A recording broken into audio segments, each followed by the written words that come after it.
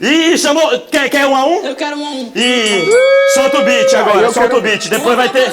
Bota o pesadão aí. Eu quero ver. Pronto? E aí? Agora é batalha 1 a 1. Eu e Bubs. E O Buba. bagulho vai ficar doido. Libão e Micoto aqui na pressão. Vai! E aí? E aí? E aí? E aí? E aí? E aí? Bubs é gay. E aí? E aí? E aí? E aí? E aí? E aí? Só que eu não sei. Você não aguenta quando manda pressão, porque fica com medo, para do coração. Manda pra você qual é o papo reto. Murilo Couto, você quer você de reto. Eu vou reto mesmo, porque eu como muito torresmo.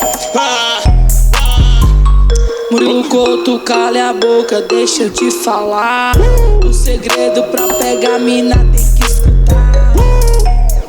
Não vai falar o segredo? Fala aí, mano. Eu deixo Cê tu tá com a medo? minha vinha. Você pensa que é malandro, mas malandro tu não é. Pode botar qualquer mina que eu como até o pé. Eu tô ligado, você não tem medo. Eu sei o seu segredo. Cê bota logo uns 3 dedos. Uai, por que falou assim? Se teu pênis é maior do que o meu. Valeu, valeu, muito obrigado. Essa frase eu nunca tinha escutado.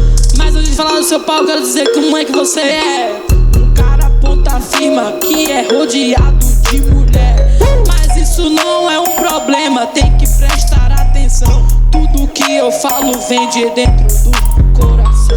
Ei, Bubs, você tatuou fome. Parabéns, agora você é homem. Ei, Bubs, Bubs, Bubs, Bubs. Adoro sua pele, que bela cutis. Yeah, isso nem fez nenhum sentido. Murilo Couto, você nunca vai ser meu amigo. Mas preste atenção, que agora eu vou falar. Eu tô aqui me divertindo mais uma hora. Yo! Essa batalha, quem ganhou? O microfone que aguentou a gente. Parabéns, microfone! Parabéns, microfone!